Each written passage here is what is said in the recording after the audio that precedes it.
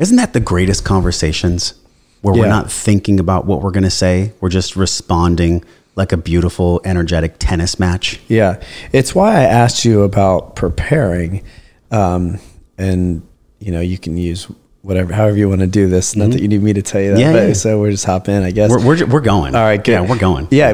Because I've had this little conversation, with myself about preparing, and it goes against kind of my natural way of being, to really study, to prepare, to, kind of get in there and do that work.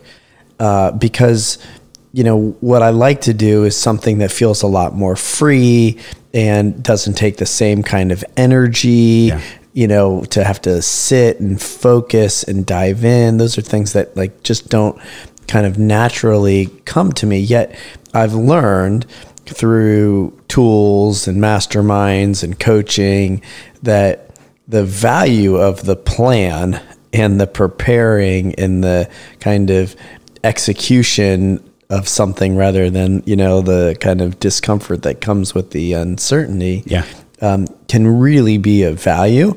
And so I'm kind of trying to in the context of, podcasting, figure out, how much of this is good for me to be hearing for the first time, for this just to be natural, for me just to come in, tune in, follow the threads, don't overcomplicate it. Yeah. And how much is it? I don't want to miss stuff that I know you've got in there. I have the same thoughts about being a parent. You didn't know exactly how you're going to be a dad. But you figured it out. You used your heart and your intuition. Yeah. This is why I feel like you are the perfect. If we ever had a perfect quote guest for the show, it's you.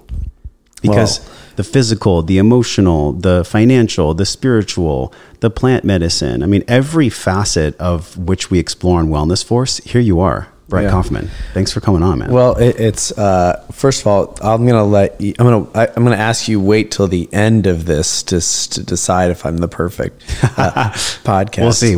But oh man, it's really great to be with you, and honored to have you here in Columbus at Gravity and to spend some time. We're recording at this really, I guess you could say, next level wellness lifestyle apartment, not complex. What do you call this? It's not an apartment complex. It's something a community. Different. This is a community. Yeah, it's a mixed use community. So it's live, work, play, all of the above. There's these three concepts that you have, which I loved, and it was about well-being, expression, and impact. Yeah. Well-being is not typically on a contractor's mind when they design a dwelling space. They're more like, how do I maximize the square footage so that I get the best ROI? We're going to talk about a lot of different pieces of your life, but specifically the way that you've created Gravity. Just first, can you tell people what Gravity is? Sure. Yeah. So you've kind of hit on the kind of three principles of Gravity: well-being, expression, and impact. And, Gravity is at its core, as we were just saying, it's a mixed use development. It's made up of 234 apartments, 50,000 square feet of office space, 30,000 square feet of retail. I could give you all the numbers. And there's probably 5 times the size second phase that's coming, and hopefully a third phase. But so really what Gravity is a neighborhood today in its existing form that is holding space for people to, as we talked about earlier, to be met where they are and expand. And that can happen in any number of ways. And we're here in Columbus, Ohio. We're here in the Midwest. And so the meet people where they are piece of this is really, really important. There are people here that are traveling to the coast, that are getting all these goodies, all these modalities and therapies and access to community. And it doesn't really exist in most of the country. And so that's what Gravity stands for, is to really figure out how we can be of service to people in the communities that they live in and want to be a part of. I think about the definition of gravity. I pick up a phone, it drops to the ground. There's weight, there's gravitas to gravity. Gravity is something, you can resist it for a while, but eventually gravity is going to win. And the truth is the same way. We can resist the truth, but eventually the truth is going to come in. So when I think about the name Gravity, why did you name it Gravity? Does it have something to do with truth? or connection or the weight of truth? I mean, what's behind gravity? Or was I going way metaphysical there? No, it's not. I mean, it's an interesting story, and it's probably highlights like another belief of mine, but really I've always had a hard time naming our communities and even our company. Kaufman Development was the name, not because it had my name on it or was the easiest thing to do. It was because I went through an exhaustive search of trying to find language that really, really felt like it was embodying everything that we wanted it to be. Yeah. And most of the time I would come up empty. So Kaufman Development, most of our communities in the past have been named after the address, nothing real creative. But gravity was gifted to me by a friend, Christopher Celeste, who was working on a concept that was about belonging. It was about community. It wasn't a physical asset, but it had the kind of similar threads to what I had been working on as I founded Kaufman Development, and really trying to shift how people lived and where they worked, and creating spaces that allowed them to be their best self. And so we had this commonality, and we started to kind of jam on like a little, kind of not so little public-private partnership that would turn into this space of community centers and business and kind of a social innovation center, which ironically we're now circling back around to. But gravity is what became gravity. This community became of that idea. And Christopher gave me the name, and he told me at the time that words mattered. And it wasn't something that I really connected to until we're now a few years down the road, and we're launching other products that will use that gravity name. And to specifically kind of answer your question, it's not so much about truth. It's more about kind of, when I hear that pull, that's to me, it's more about kind of an anchor in a groundingness, that there's this pull that is whether it be grounding us or lifting us or binding us. It's really bringing people together, we're as the one that we were born to be, and finding ways for us to connect, to collaborate, to love, to expand. To me, that's what the word gravity stands for. The man that built gravity is not the man that started in banking. This is a totally different man. The way that you started in your banking career came from a place of childhood conditioning. And this is why I love having conversations like this, because people can look at you now and they get a snapshot of where you are now. They're like, okay, successful businessman, doing some philanthropy, helping other people. But that has not been your mindset since the very beginning. Your mindset in the beginning was totally different.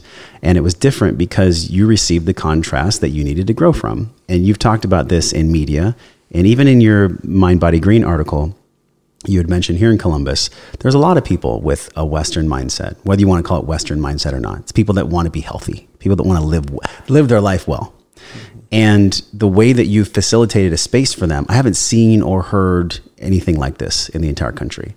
This entire process for you has been about giving people a space for mental health, really giving people a trusted space so that they can be healthy mentally, have the resources that they need.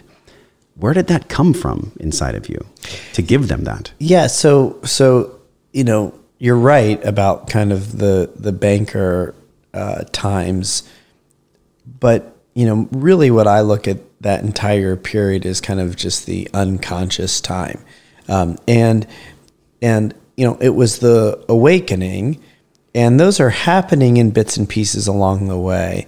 But, really starting to look at them in depth and see kind of the full body of all of that, it allows you to kind of see, well, that's where it came from. Yeah. So it came from my whole life. And there are so many little data points that I can point to that got me to want to do this work and to be able to have something that would make the human experience, the experience I had, which in some way, shape, or form is comparable to everybody's experience. How can we make it a better experience? how can we help people move through that experience? How can we just support them and love them? You know, maybe we can actually give them some other modalities or some support, some help, some friendship, some love, whatever it might be, by being a part of this community to make that easier and better. Yeah. And that, you know, just came to me over time, and it had to be all the things it had to be, including banking. You know, it for me, banking was probably one of the best learnings I've had professionally still.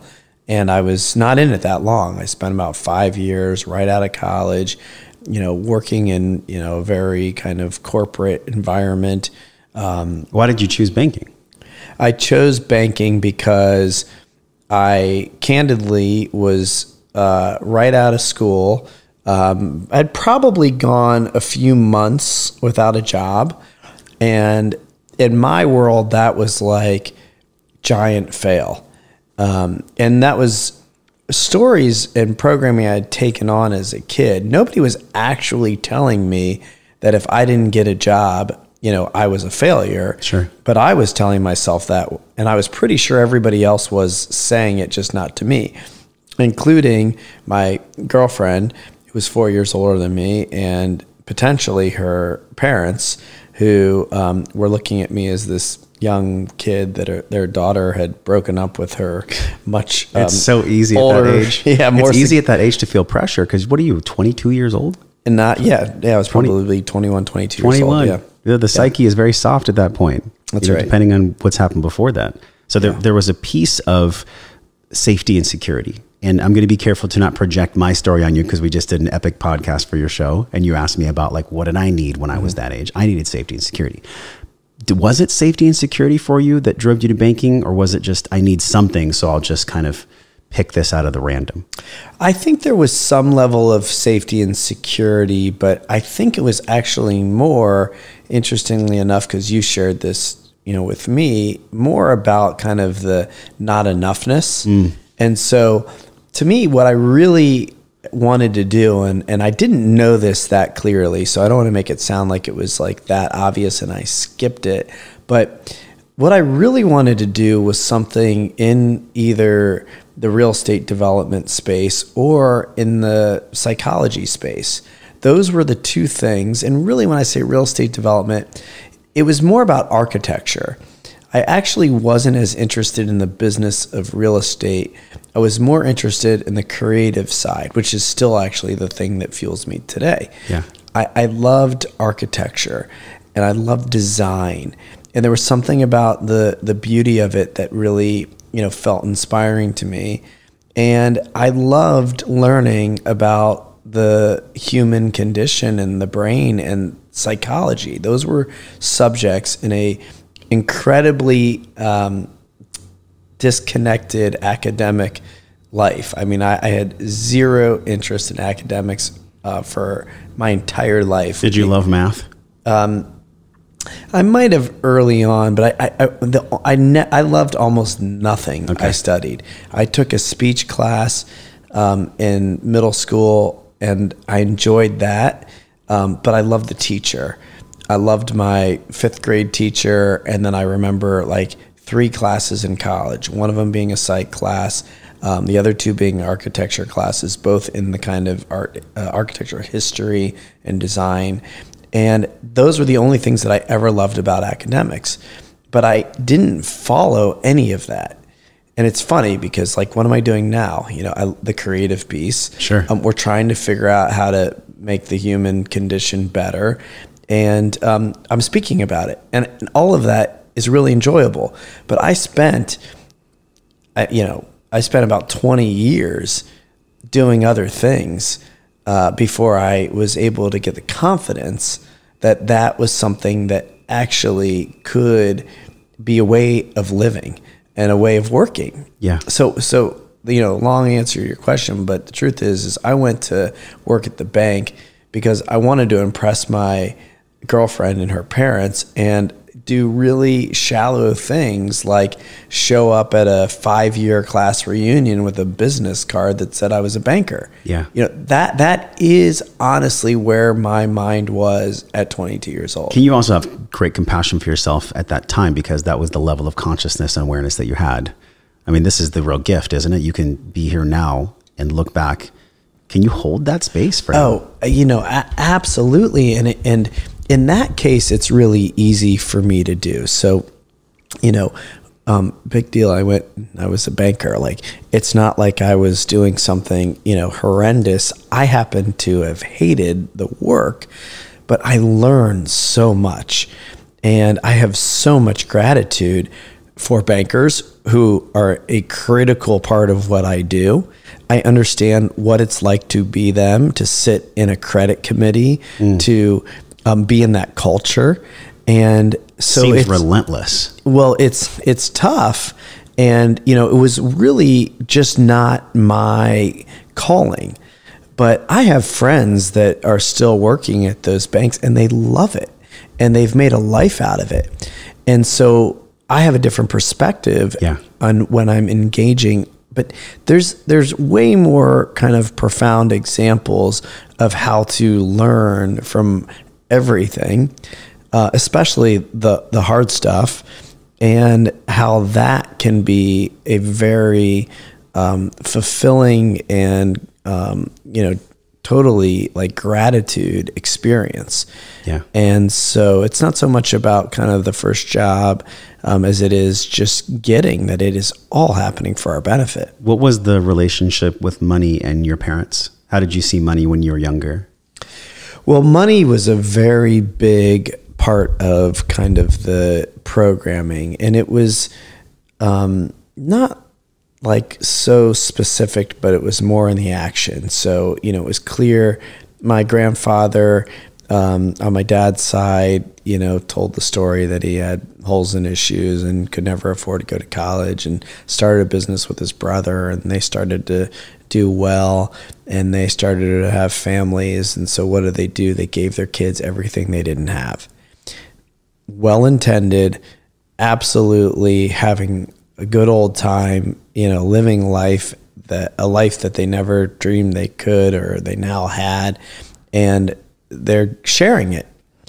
But what that did was really spoil their children. They became entitled, they became addicted, they became, kind of at the mercy of their parents and their business. And so there was a lot of kind of learning about money, the value of it, how to misuse it, how to, make assumptions about it. My father, I think, kind of lived his whole life thinking that he was inheriting money, which he never got. And so there was some real kind of,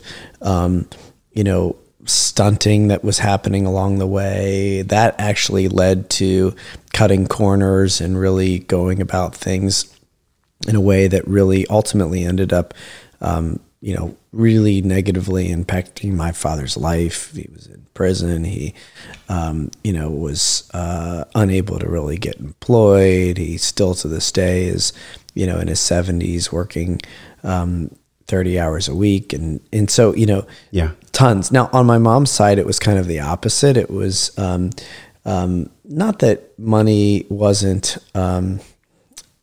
important. In fact, I think there was a lot of kind of material kind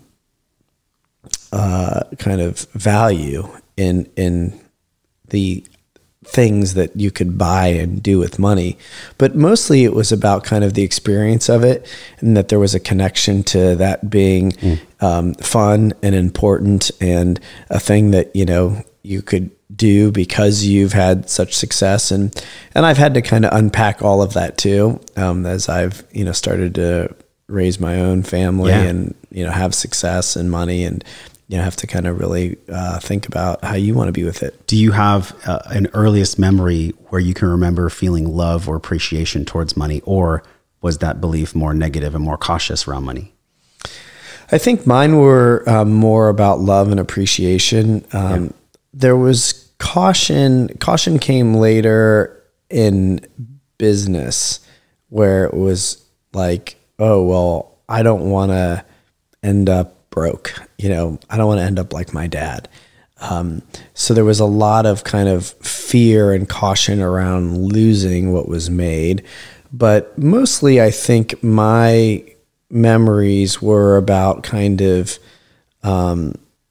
valuing or being kind of attached to or excited or energized by what money allowed you to do. And I don't want to make that sound like it's I had this positive outlook on money, because it really wasn't. It was more kind of, for me, it ended up being like a connection that I made, that I would equate having money with whatever I was doing that I was getting happiness out of. And so it took me, a long time to realize that money wasn't happiness, because to me, money was like always, well, we're in Hawaii, we're on vacation, we're eating at a nice restaurant. Yeah. We have money, so we can do these things. And that to me equated happiness. But happiness and fulfillment are different sides of a seesaw, because happiness is like this fluttering state. I've heard some people say, oh, the meaning of life is to be happy. I don't agree with that. I think, and I'm curious how you feel, I think the core element of life is to connect with a divine purpose, something that comes through you, something that you're here for. And there's so many people that listen to the show that are like, if I just knew my purpose, if I just knew my purpose. When did you know that this would be your purpose? And what do you believe the happiness purpose divide really is? Yeah, I mean, I can tell you, for me, I think purpose is constantly unfolding and sometimes shifting, and sometimes shifting fairly significantly. So like, we talked about your path through the different lines of work, and each one of those for me, and I think for you too, was very purposeful. Sure. Right. And in some cases you were actually being of service to people. So you were really being of purpose. Not just that you were learning from them, but you're now actually being of purpose to other people. Yeah. So I think for me, there was a number of events that really got me to make the entrepreneurial jump. And none of this, seems coincidental. This all feels very... Well, now it doesn't. Today, you can look back and be like, oh, I see the light. Yeah. Today, yes, you're right. At the time, I was just going with it, and I didn't know what it was. But I found Summit Series, Landmark Forum, and a coach. All three of those things happened within about a 3-month period in 2010. And I shifted in a way that had me needing to start this company. And really it was seeing at Summit people living freely with purpose and doing stuff in the world that was really game changing. I mean, this was like, I was seeing the Google guys kind of, starting to really, blow up. And PayPal, and first exposure to Gary Vee. And, there was this world that I didn't know existed living here in Columbus, Ohio. I didn't know that was going on. And I got exposed to it. And there was something that called me saying, you too can have this. You want this and you can have it.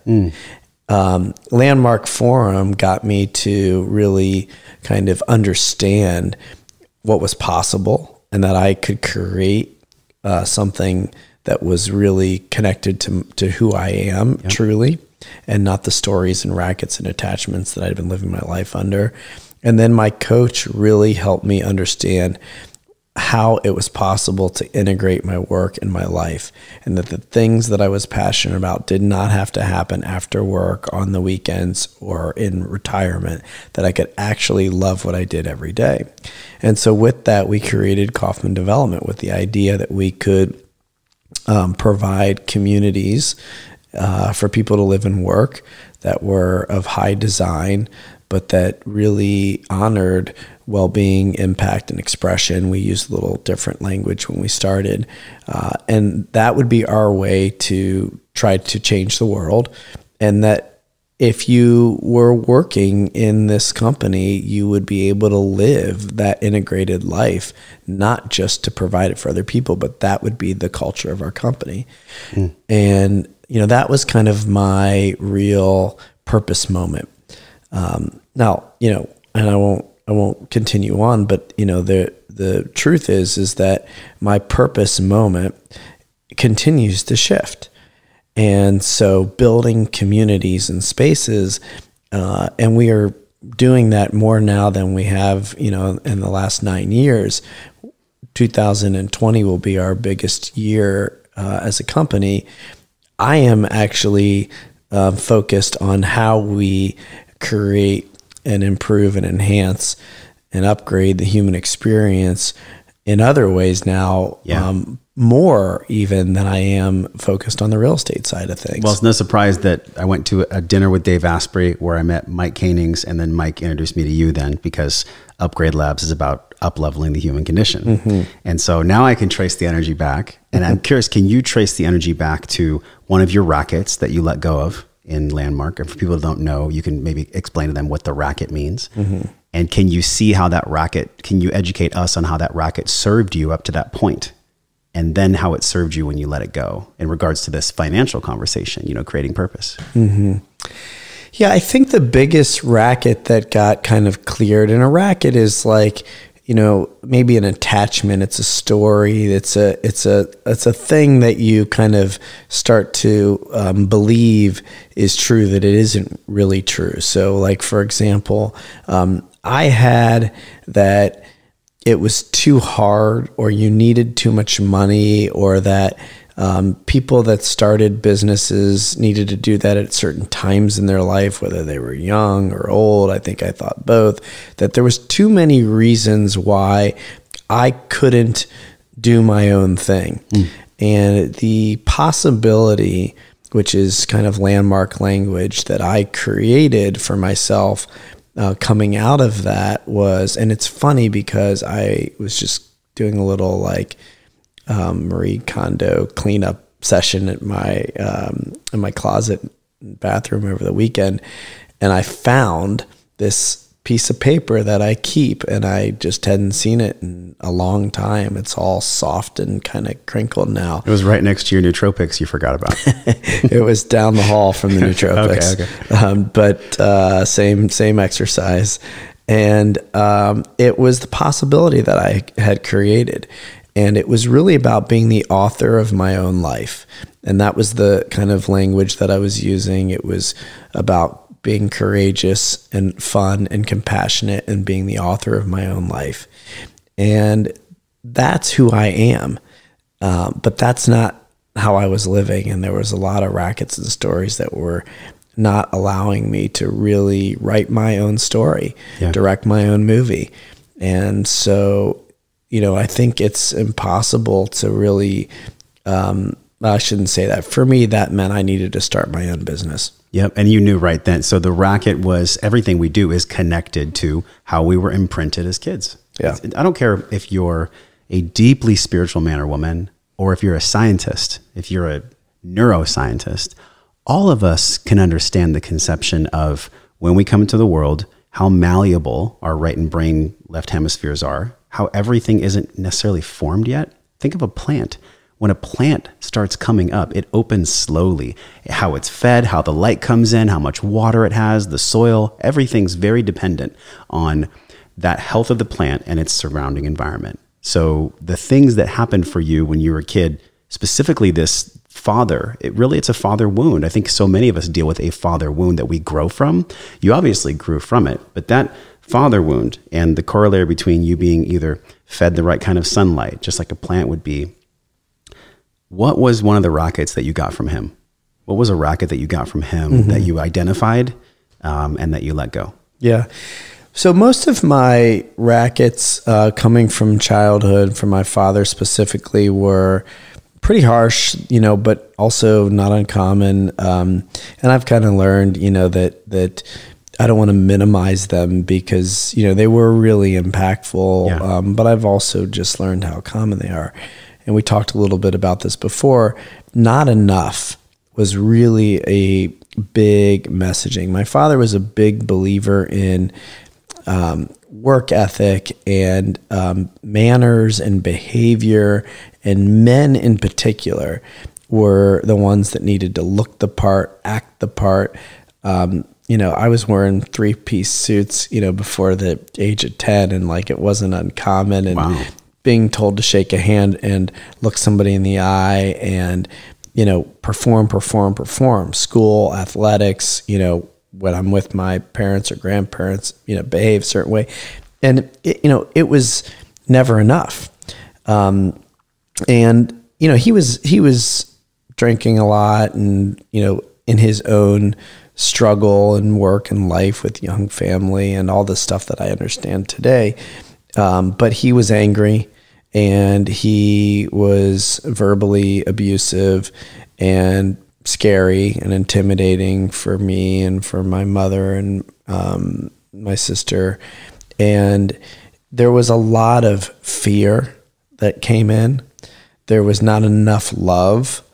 And there was definitely kind of a you're not smart and a you're not enough message that I took on. I took those kind of mostly, you know, lack of love, fear, not enough, and something around kind of intelligence. Yeah. So that played a part for a while, because I'm sure as most entrepreneurs, there's a shadow side. It's what drives. I mean, I look at Bedros Keuilian or a lot of the big people in the health and wellness industry, and they have been very open about how their shadow drove them to succeed.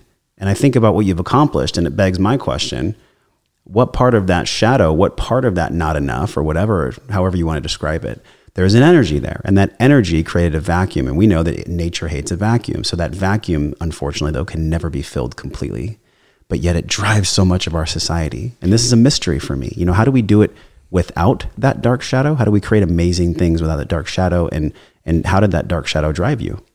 Yeah. So, I mean, I think that it definitely drove me, and still does in a more kind of aware way.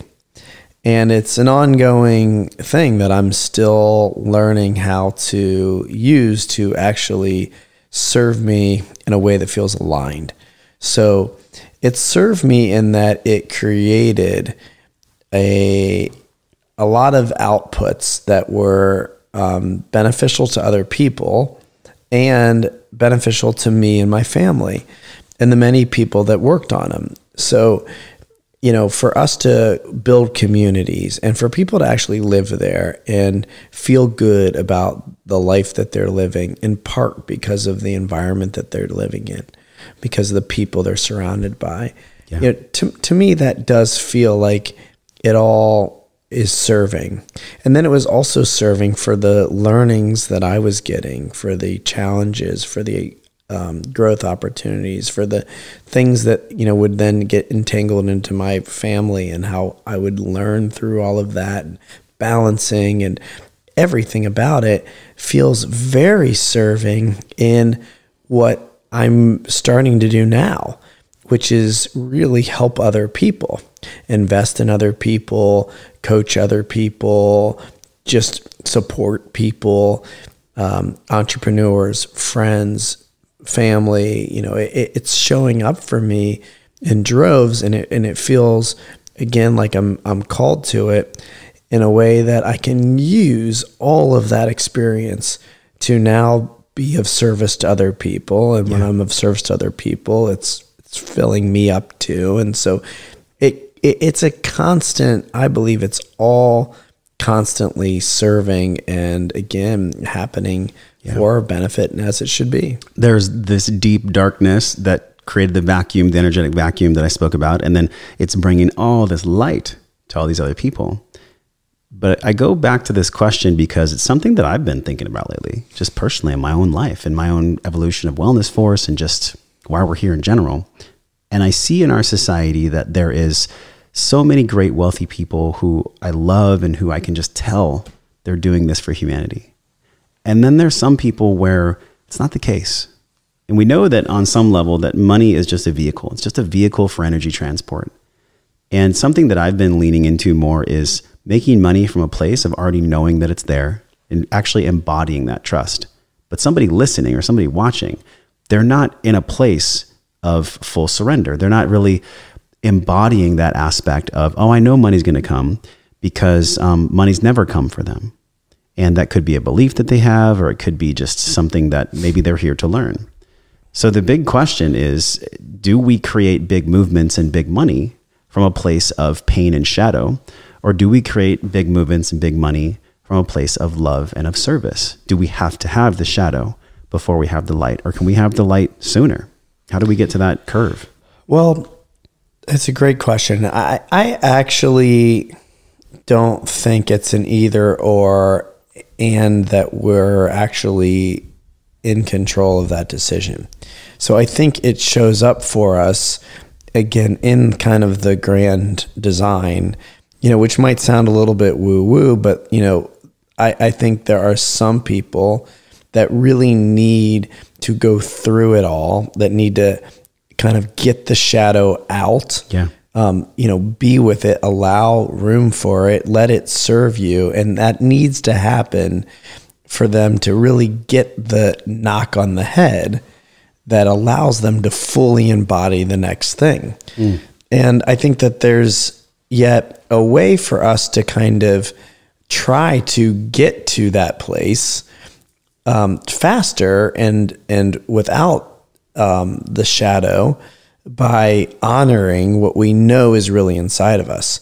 So, for example, because I do believe money can be made in abundance when you're actually doing it in accordance to your light, and to not, doing it in the darkness. The darkness, and it's not debatable that people can make phenomenal amounts of money, maybe even more. Maybe, I'm not convinced of from that. the dark. From the dark. Yeah. But very rarely do I think any of them feel like that's what they were actually after once they get it. If they're lucky, and then sometimes it might be on their deathbed. The legend has it that that's what happened to Steve Jobs. That he felt like he had wasted all of his changing the world energy on what was really not that important. What was really important was how he ate and his family, and being peaceful, and he didn't do that.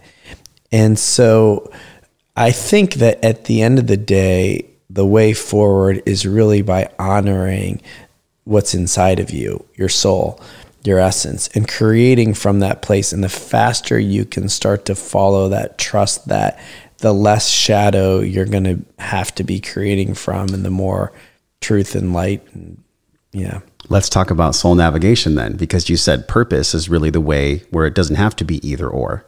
If somebody's on soul purpose, they don't need to create from the light or the dark. They can just create from a soul's place. How have you navigated that? When did that start for you, where you're like, oh, my soul is tugging me this way? What did that feel like when your soul tugged you and navigated you? Yeah, I mean, my coach used to say people make a jump in, start a business for one of two reasons. Either they're drowning where they are, or they're on fire about where they want to go. That sounds about right. Yeah. And in my case, I was both. So, I think starting the business, that kind of following my soul. And then, Dan Sullivan in Strategic Coach talks about kind of the 4 C's. So it's commitment is being the first step. And that's like, okay, I'm going to do this. And then the courage that you need to kind of get through all of the challenging stuff that's coming up inevitably. And then you start to get some capabilities that you're doing this, and you're good at it. And then comes the confidence. And so, you're like, all right, I got this. And then you have to kind of recommit. So you can kind of start all over. And I think for me, it's been a constant state of commitment And then really courage. I think courage is the one that gets most people off track. And even the commitment. I mean, the commitment gets easier because you know when those kind of soul moments come that they're really real. And if you trust them and commit to them, it's going to work because you've seen it before. But that first commitment is really hard. All that fear is going to come flooding in. And the courage you've got to be able to really access to move through it. Once you get to capability, it's kind of smooth sailing. Yeah.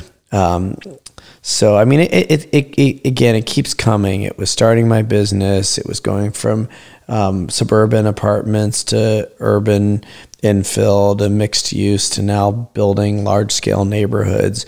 And really, you know, I kind of am continually accessing it as we're starting new concepts. We're just launching this therapy co-practice space called Inner Space here at Gravity. It's an entirely new business. Yeah. That took a whole set of commitments and courage. We're launching a venture capital fund to really get people to create from their essence. So there's a lot of kind of constant downloads that are coming, and choosing, you know, how much I want to do is probably the bigger battle, but the information comes and I'm learning to follow it. How does one know when they're on that soul navigation path? In other words, is there a certain way of being or feeling they might be experiencing, whether they want to be a yoga studio owner, whether they want to be a real estate developer or a podcaster, or just something where they feel in their soul that they're of service? How do they actually know when they're on that path? How did you know? Yeah, I think you really in your body, you know, and it's a matter of learning to kind of slow down and ask and be with and trust and kind of inhabit your body in a way that you can tell physically if you are aligned and if that's your soul. Your mind wants to really do all the talking and all of the deciding. Yes. Right. And it's loud and it's good and it's gotten you here. So you got a lot of evidence as to why that is the driver's seat, who's sitting in the driver's seat. But that it's really not there for me. I think it's in the body. It's really kind of going into that inward space. And that's a practice. And it's a practice that, you know, my meditation's been helpful with. Running is a time where, you know, I used to run a lot of long distance races, and I would get in the training a lot of kind of meditative thoughts. And you can just kind of tell what's really coming from that soul place, or what may be driven by your not enoughness, your fears, your worries, whatever else is kind of in that programming. Something I've been really fascinated with lately is the brain gut and just the brain body connection. So people talk about gut feeling a lot. And I'm curious how you feel about if somebody's health is, for example, giving them dysbiosis or their GI tract is inflamed. You know, depending on the research, like 80 to 90% of, quote, serotonin is produced in the gut. Well, if I'm going with my body's sensation and I'm really well versed, let's say I do yoga and I work out and I think I have physical intelligence, if the conduit isn't clean, doesn't that take away gut feeling? Well, you know, there's kind of two pieces of that. You know, we like to say you get really good gut instincts by doing a lot of sit-ups. So your gut gets better with experience and repetition and a lot of work. You know, it's not for everybody, I think, just kind of this like intuitive what's going on there. And when I say physical, it's not so much about maybe the kind of, although I believe that, you know, your food and how you take care of your physical body can really impact how free that space is. But it's really more about kind of getting out of the mind and kind of into that field, that inner column, whatever it is for you. Your body is what I'm calling it, but it's really like an energy field. It can be surrounding you. It can encompass all of you, your mind and your body. It can extend out as far as you want it to, right? And it's in there that the soul knowledge is available. And so, yeah, I mean, I do think that the way you get to that is by good health, mental and physical. So the cleaner your body is, the cleaner your mind is, the easier it is to separate the thoughts and to get to kind of the essence. One cool analogy, Dr. Tim Brown, one of the coolest men in sports. He's a phenomenal, world-renowned chiropractor and just all-around amazing human being. He said, a lot of our health is like water. If it doesn't flow, it stagnates. So if we're not moving, if we're not standing tall, that he said, if we're not having our body move in a fluid way, then we're not recycling the water. And I think mental health has a lot to do with physical movement. I'm not saying that we have to go to the gym, but what I am saying is if our water is still, our thoughts can stagnate. How do you let this unfold for yourself? Like, how is that relationship with your body and the way that you care for your body transformed your money, your family, everything else? What's the connection there for you? Yeah. So, again, it's just kind of like evolved for me. I played sports as a kid. When I moved to Columbus, I shifted and got away from soccer and baseball and started playing tennis. And, I was never like, so worried about my body. I'd never worked out when I was in high school. It wasn't my thing at all. Not in college even, really. Maybe the occasional go to the gym, but like not really. It wasn't until my adult life where I started to really want to take care of my body. What do you consider the age starting for adult life? I was probably, in my mid-20s. When I that's not what I would say adult life is. What age might that be? I think it's like really in like, depending on who you are, it's kind of in your, mid 30s and into your 40s, really. So that's how I feel too. I'm 44 and in many ways, I feel like I'm really just starting to adult now. Some people might do it sooner. In many ways, I was adulting like as a kid because, again, remember, I'm walking around in a 3-piece suit, shaking hands, look people in the eyes. So I learned how to like fake it in an adult world like really well. But actually stepping into my adult self has really just been happening over the last few years. Yeah. Yeah. This understanding of being an adult. I'm 39. I feel like I've been adulting for 3 years. Where I'm actually taking a real honest look at who I am, what I stand for, and why I actually want to do it. And what am I willing to let go of within myself in order to call that in? Beliefs, certain memories that I think didn't happen for me. So many things that people carry. We all tend to carry as humans, just shit that doesn't belong, right? And it grooves like backpack threads into our shoulders because it gets so heavy. Eventually, someone has a meltdown moment. Or like you had said, people start a business because they either want to go towards something that's lighting a fire for them or they're fucking drowning. That was a cool metaphor. I feel like so many of our emotional intelligence lessons happen in that same vein. Can you share with us one that's happened for you where you're like, I'm going to let go of that today because that's not serving me anymore. I either feel like I'm drowning or it's holding me back from something that's lighting me on fire. Yeah, first of all, it's funny. I was just thinking about this. It's like a Seinfeld moment where I think the language adulting is so childish. I mean, we all get it on some level though. It's like, okay, I'm going to take care of my responsibilities, quote, quote. But don't you think it's like whoever came up with it was like really like in their adult self, but like kind of part of them was like, we'll call it adulting, which felt so childish. That's a good point. Yeah. I don't know. I'm sure Larry David could make a whole... that could be an entire skit. Yeah. Yeah. Let's see. I think that, for me, I'm just trying to think of an example. So you're saying where I was either going on catching him? I'm loving this analogy. And I think the reason analogies are so great is because even children can understand them. Speaking of the child connection to adulting, there's a point in everyone's life where something emotionally finally comes up and there's a decision. We make a decision to let it go. I think, I've got to now really do that mostly in the moment. I mean, there's been a lot of them. And, even just recently, we just decided as a company that we were going to really focus on gravity. We have gravity, and we have another product that we're launching, which is a real kind of sustainable, kind of green approach to building community, urban infill communities. And I feel very drawn to those product types as being important at this point in time, but we see a lot of opportunities. We could be building real estate all over the place.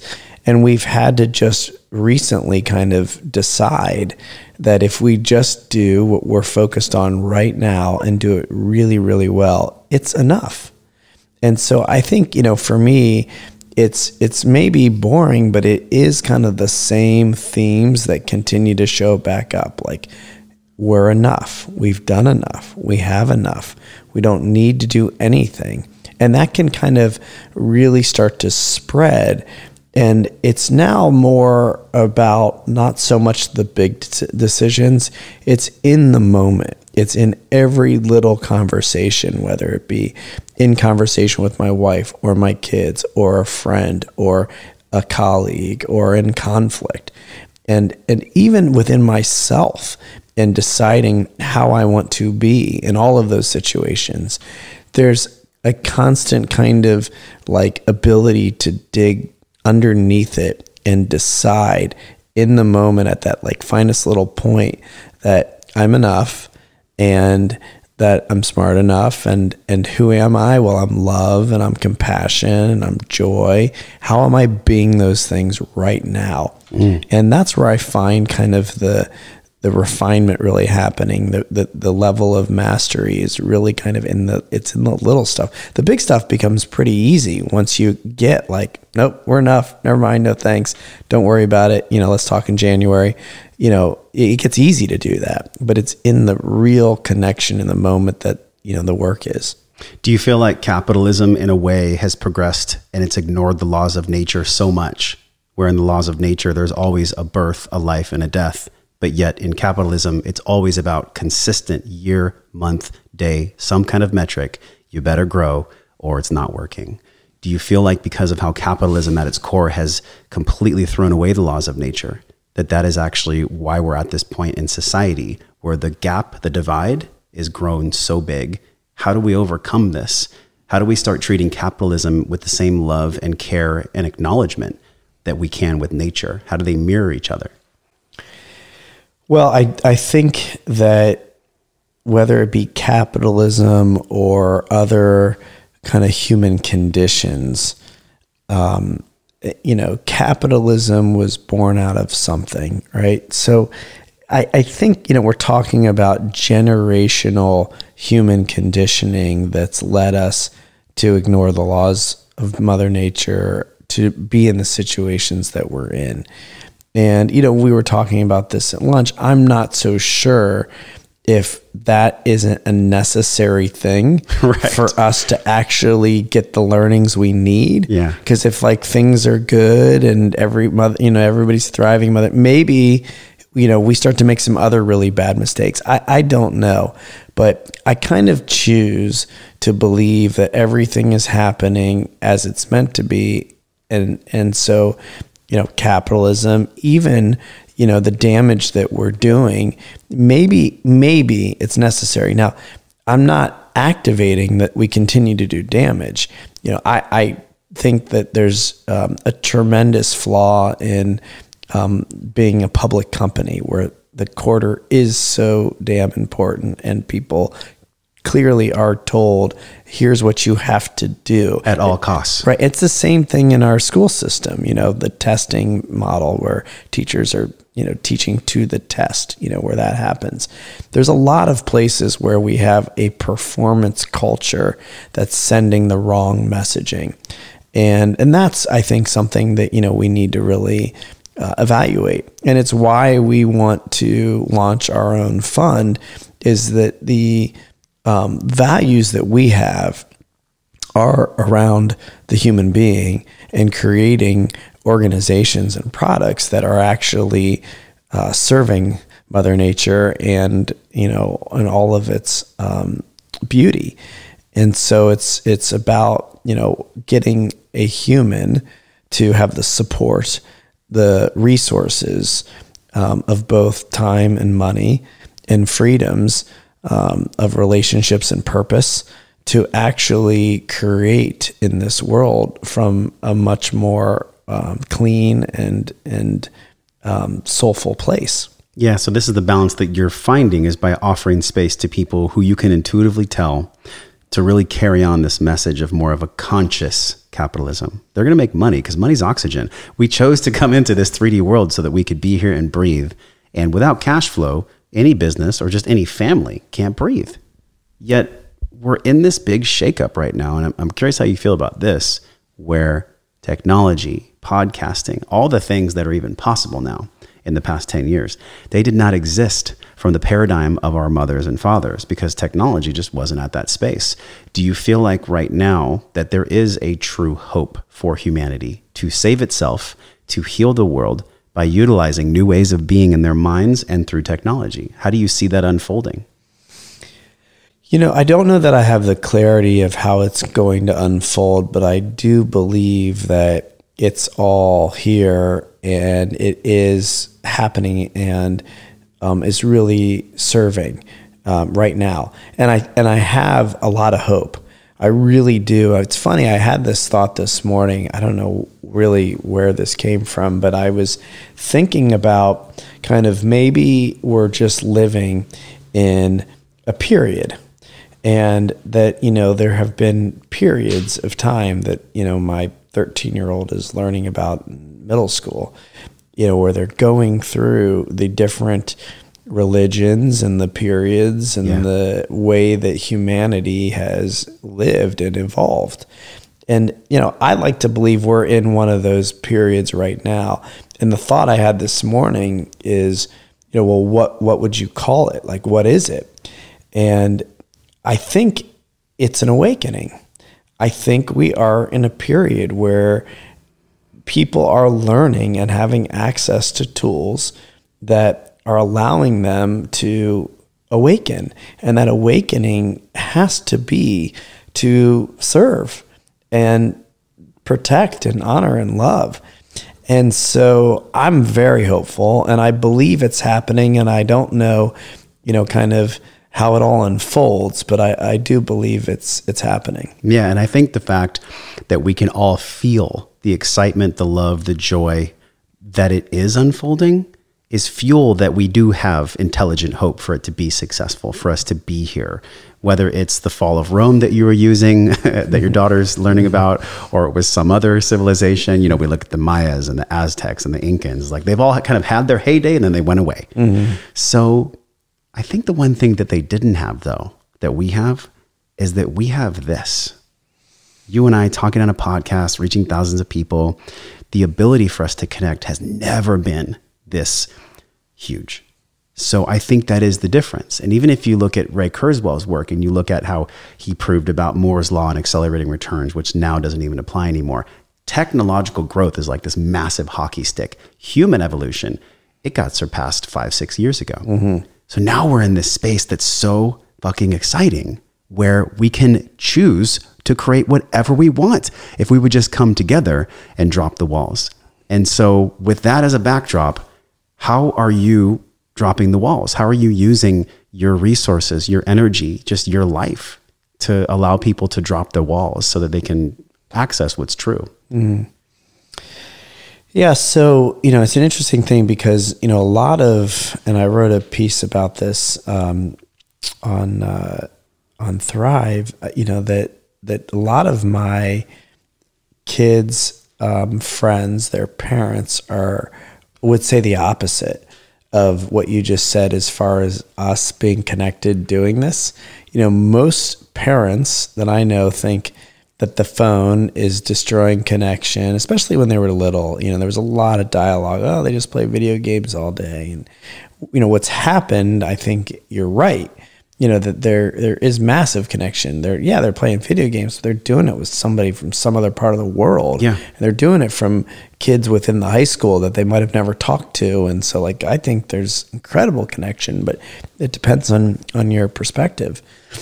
But what I'm doing personally is really trying to connect to people and allow them to share their journeys with me and my audience. So that's the podcast. I think there's tremendous opportunity for people to learn from others and from the sharing and the vulnerability. We're all the same. And hopefully, people can get their own little landmark forum moment without having to go to the forum by just a spark of something that somebody said. There's an evolution of personal growth, I feel like, and the evolution usually starts with, holy shit, this is really hard and overwhelming, I don't want to do it, to then, oh, I'm learning little gems, this actually is okay, to then, wow, I look back on the person I was 3, 5, 7 years ago, and I can actually love them now. So there's this journey of denial, acceptance of how hard it could be, then there's an acceptance of what actually is. How has that unfolded for you as a businessman and as a father, and having so much responsibility on your back? How do you deal with the responsibilities of real life, being a father, having all these things going on at all times? How have you created personal growth and done all of those things at the same time? Well, it's funny. I sold a property recently, and I had asked, when I was signing the checks, I had asked if I could pull my check out and deposit it myself because it was significant. I felt like I should have the experience of really like allowing myself to celebrate that, I had done something that had allowed for that to happen. But I never go to the bank, so I ended up bringing the check home because the bank was closed by the time I had left work. And one of the kids saw it sitting with my little mail pile. And I said, well, that explains why Daddy hasn't been home for dinner a lot over the last few years. And we laughed. And, I think that the truth is that, there's a time to kind of do what you need to do. And balance isn't a matter of like being this like perfectly segmented individual. It means don't stay over in one area of time for too long. Yeah. And so there were a lot of nights where I missed dinner. There were a lot of times that I wasn't maybe mentally where I should be when I got home. I think I really was very cognizant of the kind of father I wanted to be because of the experience I had. But I was also filled with a lot of anger, a lot of frustration, a lot of fear, a lot of programming when my kids were little. And it really took a lot of work, and for me, it kind of all happened, at the same time, which made it really hard. I was young. I had 3 little kids. I was married for the first time. I'd never done that before. Yeah. Nobody really told me about any of it. Starting a business, trying to figure out, what I want to do with my life, all that kind of happens. And when that happens, you're probably going to be out of balance. Yeah. And so I was, but I started to kind of attack it, and, balance is coming always. Now I get to spend days like this with you. I get to, take time to self-care. I've kind of segmented out how I spend my time at work, and I'm home for dinner. And, I'm very thoughtful about how I travel and really not missing anything. This past weekend was Joe Polish's Genius Network event. I love Genius Network. It's their big event. By the way, when you pay for Genius Network, you're paying for the big event. And my kids had homecoming. And to me, it was like, nope, sorry, Joe, I'm not missing that. And so that's where balance comes in, is really just honoring what really matters most to you and knowing you can't be all places at all times, and you figure it out. If it were possible for you to jump in a little time machine, plant a chip in the mind of yourself, 3 kids, new business, marriage for the first time.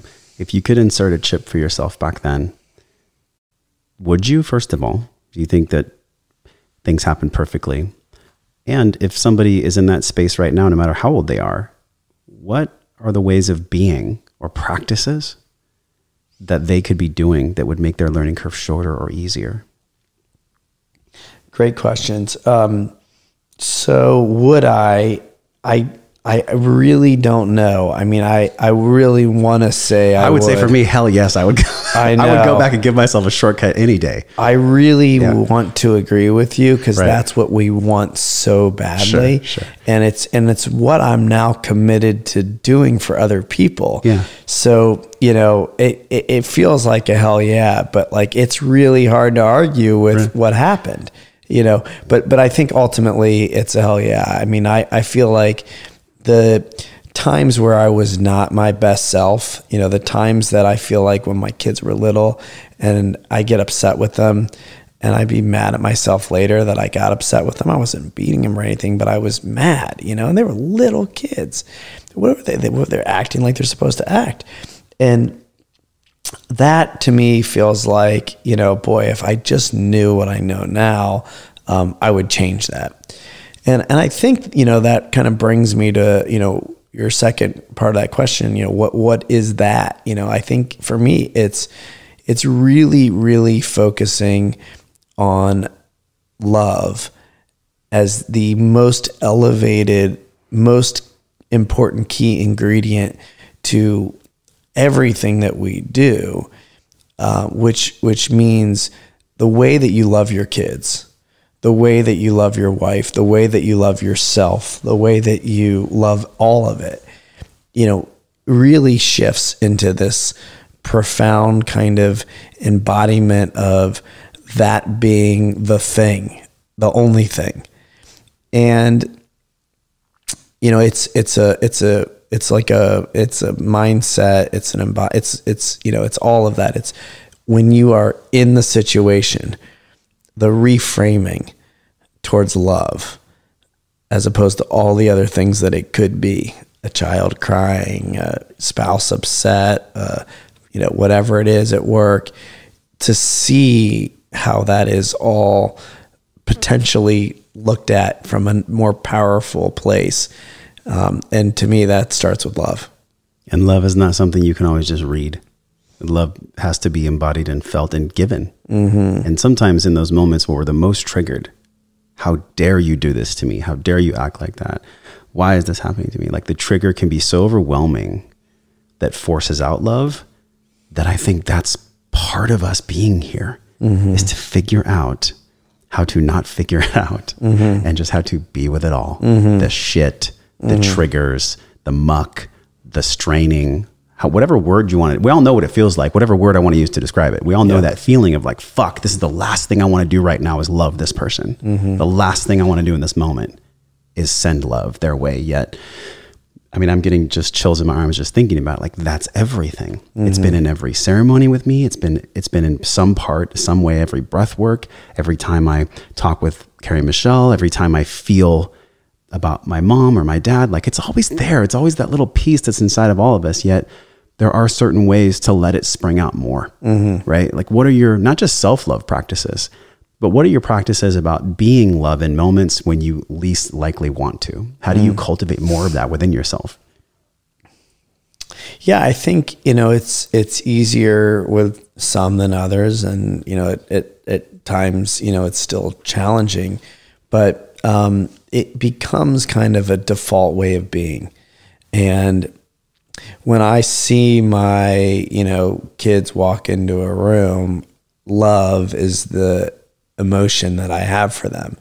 I am kind of, more in awe of my wife, in how she's being than I am, frustrated or annoyed or something else. I'm able to look at it differently. And that's, to me, that's love. It's like, well, I love this person enough. I love these people enough. I love myself enough to choose that I'm going to look at them from this place and not that place of judgment or of wrongness or righteousness or shame or whatever else, it is. That we always have that choice. Yeah. And it's just a practice. And again, I fail at it all the time, Love is a choice. Love is also a practice. It's a practice. And, I used to struggle with that a little bit, because I do feel like there's, kind of a feeling, an emotion, a spiritualness to love too, but accessing it is the practice. And, people will argue, people say, well, you shouldn't have to work that hard to love or access it. Well, when you got a lot of shit programming, and that's not the default you're really, really used to, you do have to work at it. Do you love your dad? I do. Yeah. I've had the kind of fortunate experience of being able to forgive him and to talk about a lot and understand him and understand kind of, what he was going through and is going through. And I feel like, you are given what you get for a reason. And for me to be able to have the experience I had, it no doubt served me well. So how could I do anything but be thankful and feel love for that? Forgiveness. Tony Robbins said this, which just stuck to my soul forever. He was like, forgiveness is not about the other person. You give forgiveness because it's a gift for yourself. Mm-hmm. So as you forgave your father, what tools did you lean on so you'd actually unwrap that for you? Like, what were the ways of being and what were the practices? Was it plant medicine? Was it meditation? Like, there was something in there that allowed you to give it to yourself. Yeah. I mean, ultimately it came to me through plant medicine. That was kind of some of the gaps that were shown to me, but Landmark touched on it too. You do this exercise at Landmark where, you got to call people and connect with them. And at the time I wasn't speaking to my dad, and I called him, and that was probably in many ways the beginning of a reconnection. But this kind of like shift to love really kind of came to me in the medicine space. And, there's kind of, was just an opportunity for all of that loving energy to come out, to be accessed, to realize that's really who I am. A lot of what squashed that, was my childhood, not being able to express emotions, to not honor sensitivity or creativity or love or emotion or sadness, any emotion. Those things were not celebrated, and they were in fact, the opposite. I was told, no, that's not being a man. And so, that's not kind of how I default, but it is, I think, the most important thing. Yeah. And I can even think about parallels to being on your show just a couple hours ago. And I'm like, man, we have a lot of similarities. Mm-hmm. Like, we might be at different stages of life with different paths, but there's been so many different little mirrors between you and I. And I think that everyone in some way has the same fundamental mirror system. It's like, God, do you ever have the sense that we're just one consciousness, individuated 7 billion times over? We're all either learning from each other or we're not, based on our level of awareness. And what even drives people to seek more awareness? Like, what is that for you that you consistently seek out higher levels of awareness? Why even do it in the first place? Yeah, I mean, I also had a journey where I think you described this on my show, where I kind of got this messaging that was, I was thinking in ceremony that I wanted to just go back to sleep. And I said it like, I'm just done with this. I want to go back to sleep. And the messaging was, you were miserable when you were sleeping. What are you talking about? You don't want to do that. You know that, that's not true. And so, I think that,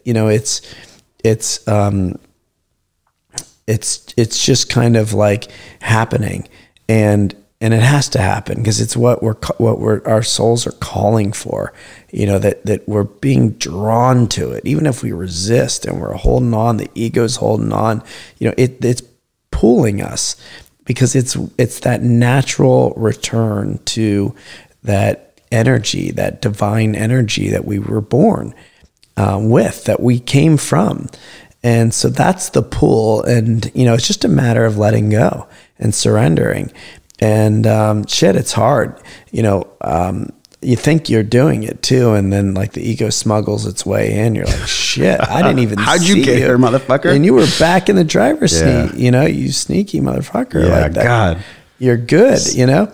And so it's constant. It's constant. But it's, I think, once you peel it back, it's hard to put it back. You can't. This is what I felt sometimes. I don't know how you feel about this, but I'm really curious. Once you've seen a certain level of awareness, there's absolutely no going back. Once somebody has a breakthrough in a ceremony or breath work or in life, once they've been cracked open per se, do you ever think it's even possible, even if we wanted to, that we could have a cipher moment, you know, where he bit the stake in the matrix and he said, ignorance is bliss? I don't think it's possible. Yeah, I don't either. And, you know, it's interesting because I'm starting to be asked a lot about plant medicines locally. You know, it's a little bit of a newer subject, and I think, you know, a successful real estate developer who also is an advocate for plant medicine. Yeah, we live in an exciting time, my friends. Yeah, well, it's, you know, it's especially interesting, you know, here because especially in Columbus, Ohio. Yeah, not as outwardly spoken about, and I've always been sensitive to it a bit because of my family. But you know, the questions are coming up. And, you know, I think Pollan's book and, you know, Doblin's TED Talk and, you know, the Tim Ferriss, John Hopkins thing, you know, lots kind of like starting to, you know, and I was interesting because I was listening to Doblin's TED Talk and, you know, he talked about kind of the psychedelic movement in the 60s. And, you know, and he made the comment like, you know, here we are half a century later. It's like, shit, you know, that was a half a century that went by without access to medicine that could have really made a difference in the world because probably it was handled wrong the first time. It wasn't handled carefully enough. And so I worry about it a little bit as we start to kind of, you know, get into the mainstream with the medicines, and people are asking about it all the time. And by the way, like I, you know, kind of found myself back in it and, you know, recreationally when I was younger, very much the same way, like total happenstance, recreational, not knowing what I was doing, not knowing, you know, having done a lot of research or had anybody guiding me. And so it's slippery. It's really slippery. And I tell people all the time, like, I'm not an advocate for it. I will tell you my experience, and I will tell you, you know, how hard it is. And you better damn make sure that you actually want to be cracked open, because once you are, you can't go back. You can't. Yeah. I don't think so. And I share the same sentiment that you do. And I think what we're really tapping into here is an ancient awareness, an ancient, whether you look at some of the tribes that we mentioned that practiced the medicine as best as they could, or we look at the Native Americans that had their own traditions. I think what you and I are really talking about is here we are in this technologically focused world, but yet we're still human beings less than 1% removed than all of our ancestors that came before us. So really what I consider this to be is, yes, we're in a time of awakening, but it's still connected to the sacredness of life itself, of plant medicine itself. What do you think, if you could wave a magic wand, you would do to help the plant medicine movement, to help this consciousness movement? If you did have a magic wand, you know, if you could create these safety and barriers around it. We see centers popping up everywhere, and everyone knows about our relationship with Rhythmia and how much we trust them. But what are the things that you would create based on if you did have that magic wand to help plant medicine grow and still keep it sacred? Mm-hmm. Yeah, I don't know that I have all the answers. You know, I feel like for me, it's really about kind of a full kind of holistic support system that needs to be kind of built out to properly take people through all of it. Yeah. So the medicine is just one piece of it. Medicine opens a door, and it's beautiful. Yeah. And it's, you know, really, I think got, you know, a tremendous amount to offer. But if you don't have the other tools in place outside of the medicine experience, I think you're going to continue to struggle. Now, maybe not the same way. I do think that there are, 7-10 years worth of therapy treatment that can happen in a day. Yeah. Right. But I'm still going to therapy, and I'm getting way more out of my therapy now than I ever did before I was doing medicine. And I know what I eat matters, and I know how I move matters, and how I sleep matter, and what my relationship, right? So it's got to be held in a space that is all encompassing, or a little bit more holistic than just in the medicine. Yeah. And, I think the issue is, and this is kind of, the capitalism conversation we're having, is how is it being facilitated? Set and setting, everybody knows it, right? And that includes, we're talking about, the energy of the facilitator and how they're showing up in the space. And there's so many variables that I think matter. At the end of the day, I don't know if any of it matters, but, maybe the plants just need to be gobbled, however they show up for us. And sure. And that'll be the way forward. Maybe it's my control and my conditioning that has me feel like we need to set this up holistically. But if I were to tell you right now where my head is, I think that's it. It's all the tools and support around the medicine that I'd like to see integrated. Me too. And this is why it is so exciting. I think the major psychedelic conference was just a few days ago in Austin. I think it was November 1st when we're recording this. And one of my friends is there. She's the host of the plant medicine podcast, plantmedicine.org. And this is something that I'm seeing not just with her work, but with most of my colleagues in the podcasting world, is that they've either been called to plant medicine or they've already gone through some lessons. And we're all trying to kind of clear the smoke away and go, hey, what do you guys think? What's really going on right now? Because we have these powerful tools. We are in this really renaissance. We have so much power and so much awareness and so many tools, and there is so much intelligent hope right now that it's really up to us. And I'm not saying we need to do anything from a pressure standpoint, but I can even feel it in my body when I speak to you. Like, that's the path. That's the path that makes me feel the most love, is having people not just go to ceremony, but guide them after they get home. Mm-hmm. How do we do that? And I'm curious if you ever thought about doing something in that space to help people. Yeah, I have. And, what I'm kind of playing with right now is a coaching model to really help support people through all of it. And I have some friends that I'm taking through that now, just as a friend, but kind of introducing them to the right medicines, kind of engaging in a dialogue about how you tee that up with a spouse, partner, kind of what its role has in your family life, how you might need to think about integrating after you go through the journey. How do we actually, kind of take that and do something with it and really integrate the learning, even if that means we're doing less. How do we make sure we're doing less? I think there's a way to really support people through this. I've had the benefit of having some people that are familiar with medicine who are also therapists and coaches, and who have been able to kind of be there for me in the integration. And, all the other learnings, again, about kind of self-care and nutrition and how we take care of ourselves. I think you and I both have had the experience when you're physically well and you go into journey, it's a lot easier than if you've been, eating and drinking and, doing other things that, that world doesn't like. The plant is like this ultimate either hug or slap, or both. Yeah. And I've had experiences where the slap was so profound, it was a message for me to wait until the lesson could be learned. But yet, one thing that I want to just say on this show is that in no way am I saying that you should run out and go to a plant medicine ceremony right now. That's not what I'm saying, and that's not why I'm asking you these questions. The reason I'm asking you these specific questions is because I think the world can really value from someone's advice, someone's insight, from creating all the things you've created in our world where people would consider you to be very successful. So how do you take that same success you've had in the business world, and how do you give advice to people who might want to have personal success through plant medicine?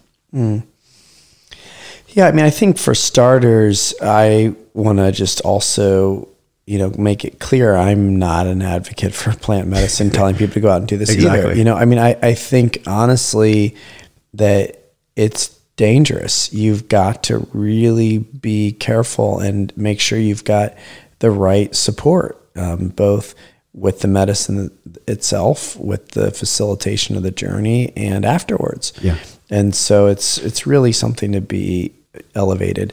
What was the question? Looking at all the strengths you have in business and how you've created business success, how does that correlate to people using plant medicine or not in their own personal success, their emotional success? Well, I think, for me, the medicine teaches you about all of it. I've learned a tremendous amount about me, which informs how I live and how I work. Yeah. Right. And so I get to see, using the not enough thing, that could show up in both places real fast, and does. So sometimes the learnings are a little bit more specific, one or the other. The last journey I had, I really got that I did not need, and you were just kind of speaking to this, I didn't need new ideas, new tools, new networks. I didn't need to meet anybody or do anything more. I had enough. I had already been given all that I needed, including medicine, that I just needed to integrate. And that, if I would to do all of that right, then, maybe I could come back and try something new. But right now I had everything I needed. I just needed to focus on implementing what I had learned. And so that was a truth about work and life. That was, don't go to Genius Network and be home for homecoming. I don't need to go back out to LA and do more medicine. I can stay home. I can, not take on more projects. I've already committed to enough things. You don't need to put yourself back in that situation where you're stressed. It's too much. You're seeing that now. So I think when you go inward, and it doesn't have to be medicine, whether it's breath work or meditation or any kind of, way to get into that field, that's when you start to, really get the learnings that are available to guide you. And, I now can do that. I've been meditating for over 20 years, but kind of in different levels of that space. I can get into, in a float spa for sure, I can get into a, kind of plant medicine like space without the medicine. And that's, I think achieved by practice. So however you can get there, that's where the goods are. How do you think people can get there in order to, maybe, let's say they have a big purpose, they have a big dream. What are the ways of being that can get them there in order to have financial abundance? Like, what have you learned that you could share with us in your life where somebody's creating financial abundance from maybe key practices, key beliefs, or key ways of being? Yeah, I think that the thing about the financial piece of it is there's a couple of things that come up for me. One is I actually believe that if you can develop this skill of going inward, a stillness practice, a meditation, a plant medicine relationship, whatever it is, if you can get in there and move your shit around, let the thoughts go, work, go to therapy, move the trauma. I think all of that has its role in your financial outcome. If you're lucky, maybe, I don't know if that's the right word, you're using it to create money, if that's what you want, the shadow stuff. Yeah. But that I don't think is how it usually goes. I think more people, despite, kind of our current political climate and a lot of the, kind of stuff you see in business, in the business world, most people let their shadow stuff keep them from doing what they want to do. And so I really think it's kind of learning that practice and honoring yourself, however you get there, is really the way to money. That's one piece. The other piece is if you don't know where you're going, you're not going to get there. And so I believe that there is a visualization practice, a goal setting practice. I use Strategic Coach. I annually create a Pinterest board that I look at on a regular basis, but Strategic Coach has tools where I annually will look at, what am I going to try to do this year to achieve those lifetime goals? Are those lifetime goals still the same? And if so, where do I want to be in 5 years? Where do I want to be in 3 years? Where do I want to be in a year? What do I need to do this quarter, this week, today to get that? And working plans actually will help you move towards whatever it is that you're meant to be doing. It'll kind of twist and turn, but if you're constantly in action, you're gonna move forward. Yeah. Two things. First is, do you think it's possible if somebody hasn't done the shadow work for that plan to even be executed that you learn in any kind of coaching model? First question. And then secondly, if it comes from you really taking action and being in action, can't there also be a caveat of somebody taking so much action that it's actually the same value as them taking inaction? Yeah. Well, so, I think like the Strategic Coach thing for me came to me simply, we use something called EOS. I don't know if the Entrepreneurial Operating System, Gino Wickman, created EOS, and it also has kind of a goal setting component, but it's predominantly a off-the-shelf operating system that any business can use. I would highly recommend it. It's been amazing for our business. But the facilitator of that said to me when I was in kind of an email calendar hell where I was nonstop, never catching up, said, I hear this thing, Strategic Coach really helps people with that. Now, I did not know when I went to coach that I was going to get a time management tool, which is what I was looking for. And that really was very valuable, but that I was going to get access to an entirely new way to think about the world, life, work, everything, and how I could start to plan for it. That did not come from plant medicine. So that came, I do believe, from the same place, which is this universal energy where I make some random comment about email hell, and some guy who doesn't even know me that well, who doesn't even know what Strategic Coach is, just says, hey, I hear this, and next thing you know, I'm there, and like my life is changing. So, no, I don't think it has to come from the medicine. Yeah. Yeah. And my second question was, somebody's always taking action. So you said if someone comes from inaction, when you said it, I was like, wait a minute, if they're taking so much action without a clear direction, wouldn't that be the same value as them taking no action at all? Well, no, but I think if you're taking, and not in my opinion, I think if you're taking no action, that's actually an actionable step, right? So no action is still action. Yeah. Action. Right. It's like, there's a choice there that says, I am going to intentionally choose not to do anything. And so this is the no part. It's not because I think that's getting you to the same place, but it's because it's getting you to the place that you desire, that you feel is aligned with your soul, that there might be a time and place for doing nothing as being exactly what you need to be doing. And yet, there are times that if you want to create certain outcomes, you are going to need to be in action. And for me, you kind of go deeper with it. Well, what's the outcome you're trying to create? Is it happiness? Is it fulfillment? Is it whatever? Right. And so then could you just do nothing and just work on getting that? I get it. Maybe, but I think there's a lot in between where you're starting and this kind of like where you want to go, that being in action helps you really get to whatever it is you actually want to do, even if that's nothing. Okay, great answer. Because I was feeling like, gosh, we hear so many analogies of like ready, fire, aim, and all these catchphrases. And even someone that you and I have mentioned a few times, like I have gotten really great downloads from Gary Vaynerchuk, yet I've also received messages that don't resonate.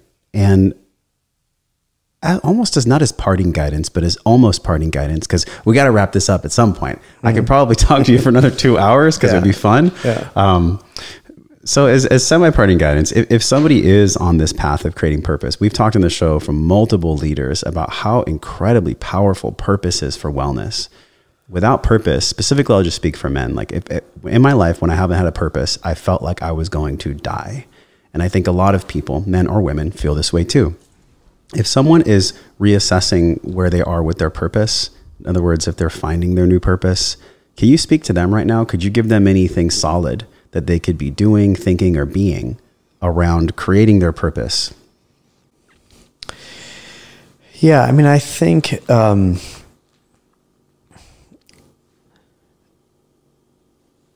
creating purpose is, you really need to be able to just sit with yourself and really ask, and whatever comes, trusting that. And I know that might, not sound that simple for people, but I think it is. I think a lot of times you mentioned people that are kind of like, what's my purpose? What's my purpose? They don't know.